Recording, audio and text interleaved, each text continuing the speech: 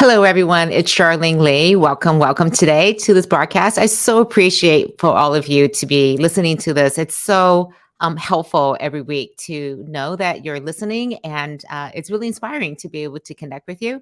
And I look forward to any comments that you may have. So today, I'm going to be talking about wisdom. And I've been intrigued about this for a while. I was working with a client and we were talking about all the changes that we're going to have to make. And this is a client that has a lot of manufacturing facilities.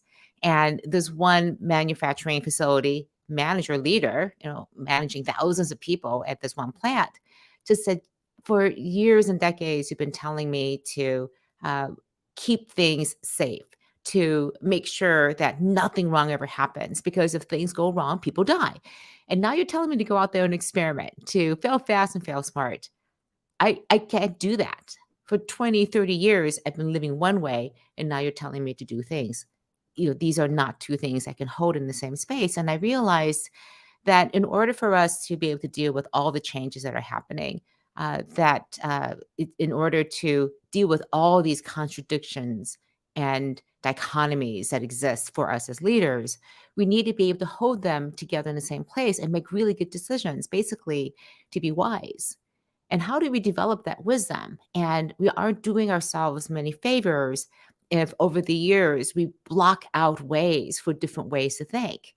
And in many ways, you develop wisdom from having not gained gotten what you want. I had an early mentor who said to me, experience is what you get when you don't get what you want. And in many ways, what you get is that experience and also wisdom, because I don't think you can get wisdom or be wise without having some experience of failure in your past. So today I want to explain and explore, what does it mean to be wise?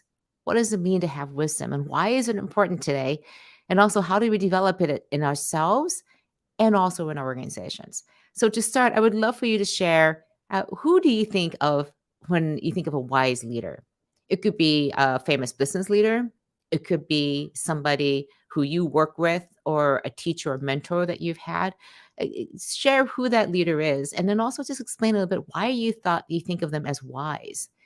I mean, when you look across the landscape of the leaders we have today, we can think of extraordinary, inspiring leaders. We can think of ones that are audacious. We have some very famous ones like Elon Musk. Twitter's building is literally across the street from where I live in San Francisco.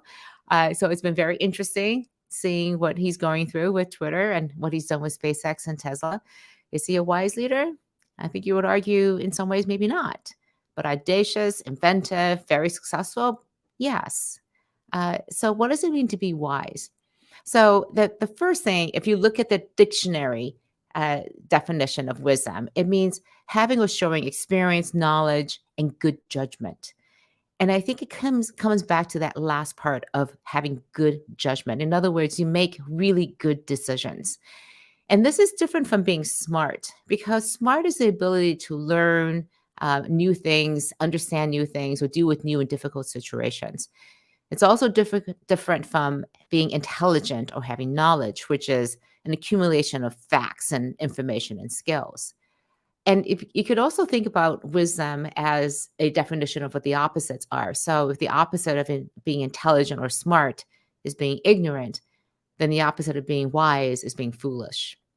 And so I like to think of wisdom as not something that you're not necessarily being wise, but it's the actual act of doing wise things, making wise decisions.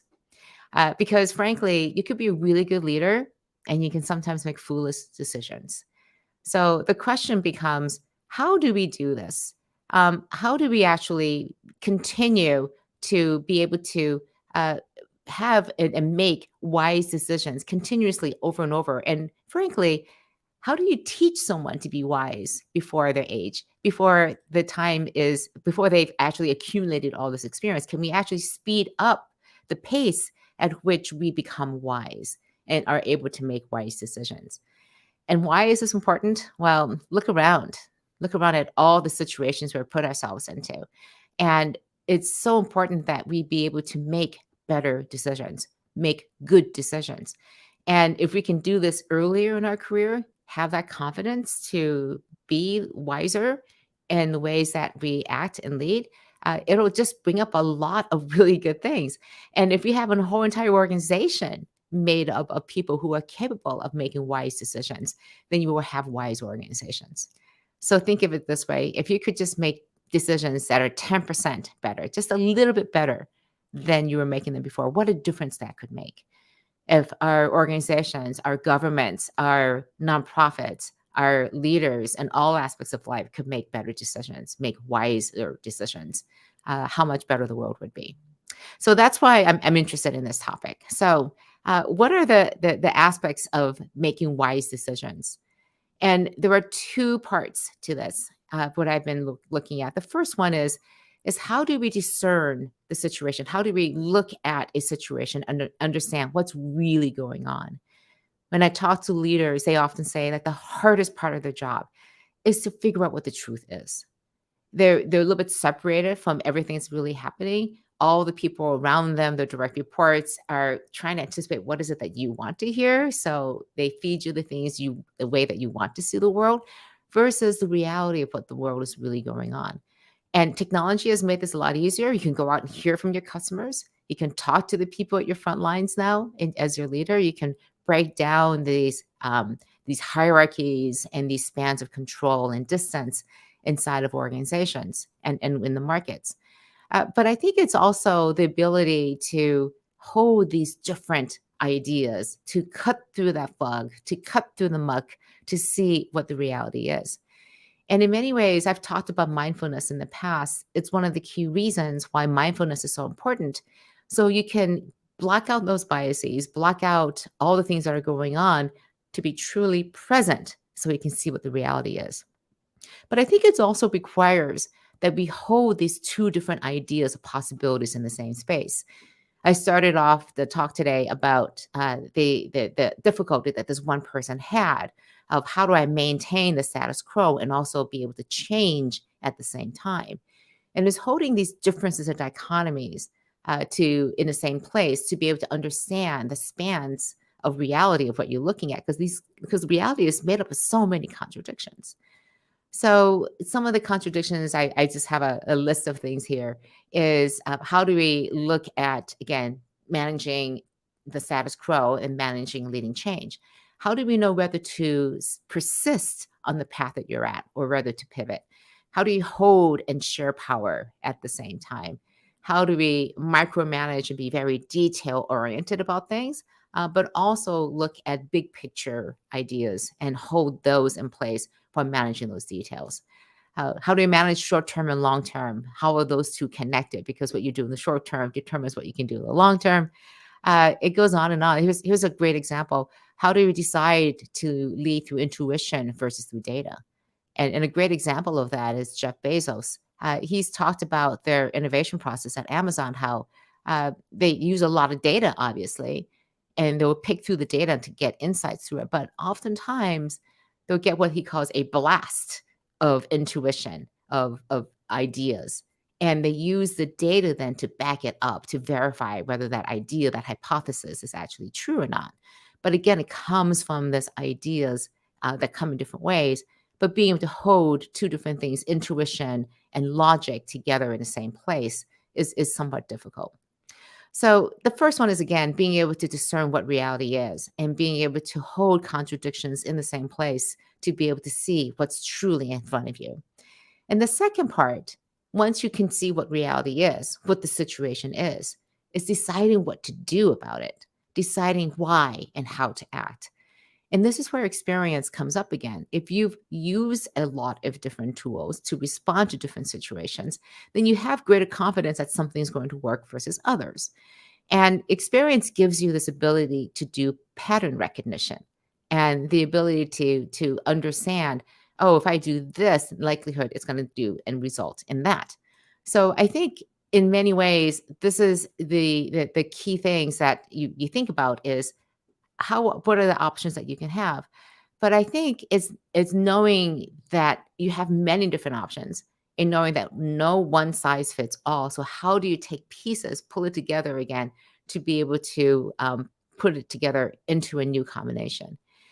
And this is something in my research that's come across is the importance of purpose and of beliefs in helping you create these options, the optionality that you have.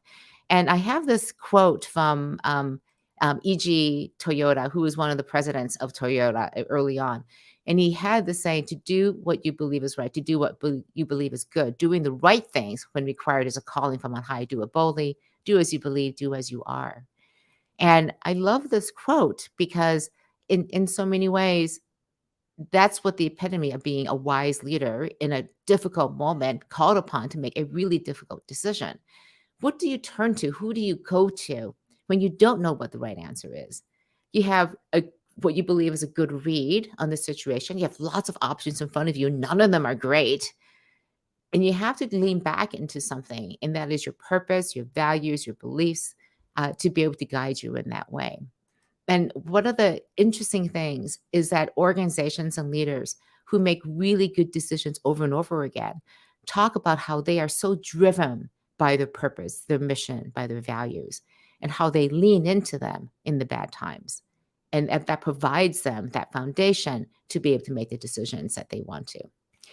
So, what's interesting is, again, if you have the ability to understand the reality, to see the situation as it truly is, and then you have this arsenal of tools and the ability to pick and choose and put together these tools in the right way, all with the foundation of your purpose and your values, then the question becomes, okay, you know what is happening.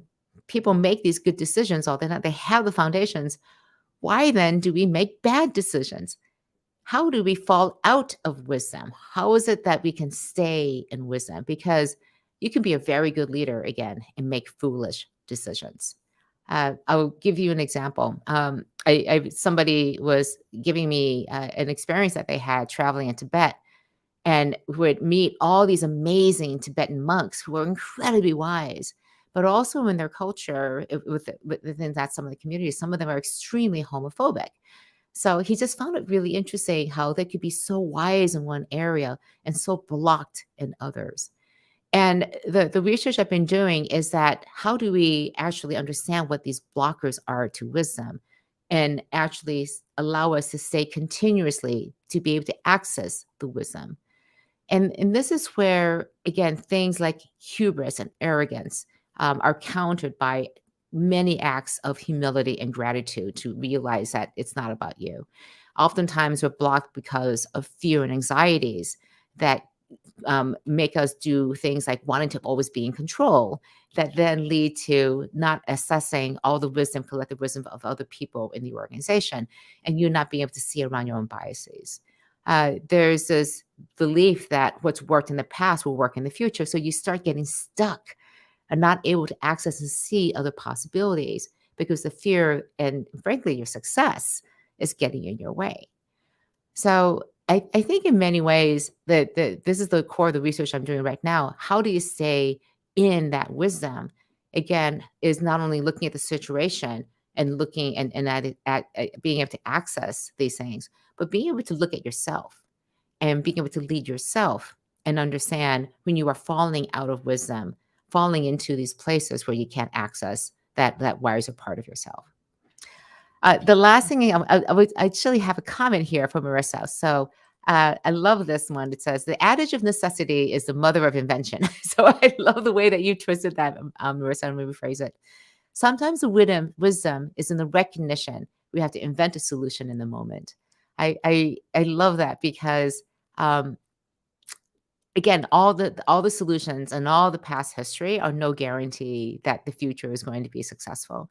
So being able to just step back and have the wisdom, that judgment to understand we're in uncharted territory here. And so we're going to have to really invent new ways to come at this.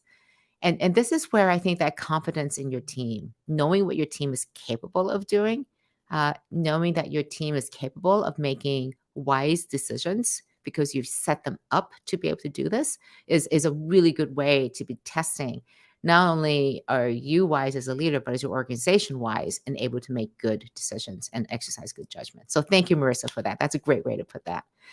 I'm going to stop by just saying that the last few things I do think that's so important is to think about organizationally, how you develop wisdom and the people in your organization. And a lot of it comes back to this one part about seeing reality together. And it's the foundation, I think, of the reason why we're moving away from making and being able to be wise as organizations and frankly as a civil society. Because the question becomes this: do we need to have 100% consensus, have everybody agree 100% with each other about what the reality is before we can move forward? Because if we have to wait to do that, first of all, two things happen. It takes a really long time.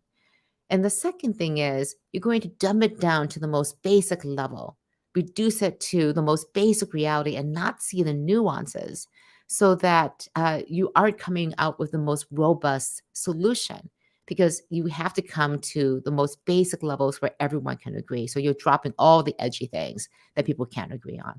And that can become very, very dangerous. And I think one of the most interesting things about wise organizations is that you can hold different views of what that reality is in the same space. And this is the interesting thing about wise organizations and wise societies is that we can agree to disagree. We can disagree about how the world works because we appreciate and understand that we come from different experiences. We come from different backgrounds, and we're just naturally going to see the world differently. And instead of seeing that as a distraction, as a negative, you see it as a plus. Because when you go into the solution mode, you've done your work to try to see as much reality is. You may be interpreting the facts in different ways. You may even have disagreements about what the fact is, but the reality is you say, we got to solve this problem. Now, if we take these different perspectives into the problem solving area, can we actually come to a place where we can hold these different points of view in the same space and still come up with a good decision? It takes a lot of wisdom to be able to hold and understand and see a different perspective, not necessarily agree with it, but to see it and understand it. And I think this is the greatest advantage of wise leaders and of wise organizations is that, again, we can hold these different ideas of reality, different approaches, different point of views, and not be bothered by that. In fact, feel strengthened about that because that challenges the way that I see the world and maybe helps me better understand it. So if you take this into the world of politics, for example, a highly divisive, our society, the dialogue that just doesn't exist today, I think a key part of that is because we've moved away from being in wisdom, of being able to see that reality and then come to an agreement around these ideas of purpose and values, what's really important to us. And all the more reason that when we're trying to solve problems, that even when we have different ideas of what reality is, different approaches to solving that, we are united in this common goal of how we want to live our lives. So I think, again, the reason why wisdom is so needed is we need more wise people with this ability, this capability to stretch and be able to make these decisions, not only for themselves, but also in collective and be able to harness the wisdom of crowds, the wisdom of our collective, and to be able to come up with better and greater, more successful decisions that'll impact our world. So that's what I have for today. I would really welcome your comments. Frankly, this is the beginnings of a whole body of research that I'm starting and launching. I don't know where it's going to go. It might turn into a book. I might just turn into a speech. I might turn into a series of papers or more live streams.